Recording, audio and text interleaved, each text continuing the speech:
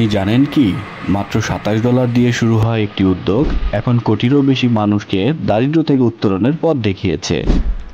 আজকের ভিডিওতে আমরা জানব কিভাবে গ্রামীণ ব্যাংক বিশ্বব্যাপী অর্থনৈতিক বিপ্লবের প্রতীক হয়ে উঠেছে।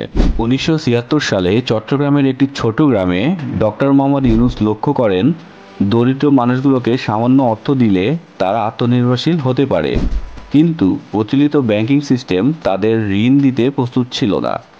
ডক্টর মোহাম্মদ ইউনূস তখন সিদ্ধান্ত নেন তাদের জন্য কিছু করবেন। শুরুটা হয় 42 জন নারীকে $27 ঋণ দিয়ে।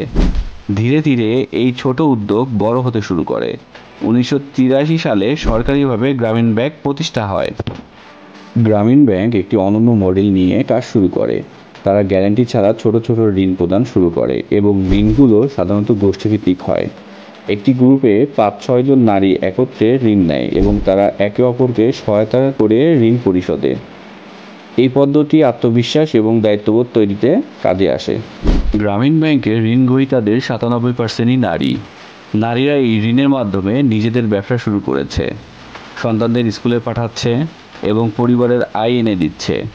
এই ঋণ তাদের কেবল অর্থনৈতিক দিক থেকে নয়, সামাজিক দিক থেকেও ক্ষমতায়ন করেছে। একজন মা যখন নিজের অর্থ উপার্জন করে তখন তার পরিবারের পরিবর্তন আসে, সন্তানের ভবিষ্যৎ উজ্জ্বল হয় আর সমাজের চোখে তার মর্যাদা বাড়ে। গ্রামীণ ব্যাংক কেবল বাংলাদেশেই নয়, সারা বিশ্বে অর্থনৈতিক পরিবর্তনের একটি মডেল হয়ে দাঁড়িয়েছে। এর ঋণ ফেরতের হার প্রায় 98%, যা প্রমাণ করে যে দরিদ্র মানুষেরা যদি সুযোগ পায় তারা নিজেদের জীবন বদলাতে পারে। গ্রামীণ ব্যাংকের মডেল আজ পৃথিবীর বিভিন্ন দেশে অনুসরণ করা হচ্ছে, যা প্রমাণ করে এটি কতটা কার্যকর।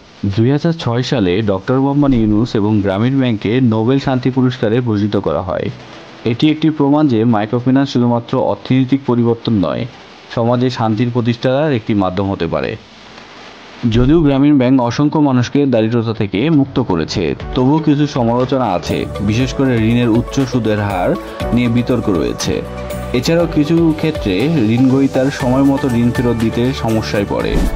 তবে ব্যাংকটি এসব চ্যালেঞ্জ মোকাবেলা করার চেষ্টা করছে এবং দরিদ্র বিমোচনের তাদের ভূমিকা অক্ষুণ্ণ রয়েছে।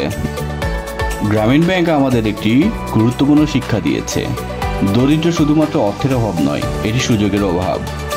গ্রামীণ ব্যাংক সেই সুযোগটি তৈরি করেছে এবং লাখ লাখ মানুষের জীবনের পরিবর্তন এনেছে।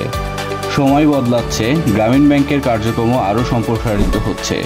এর ভবিষ্যৎ লক্ষ্য হলো আরও মানুষকে দরিদ্র থেকে মুক্ত করা এবং তাদের আত্মনির্ভরশীল করে তোলা। ভিডিওটি যদি আপনার ভালো লেগে থাকে তাহলে অবশ্যই শেয়ার করুন এবং আমাদের চ্যানেলটি সাবস্ক্রাইব করতে ভুলবেন না।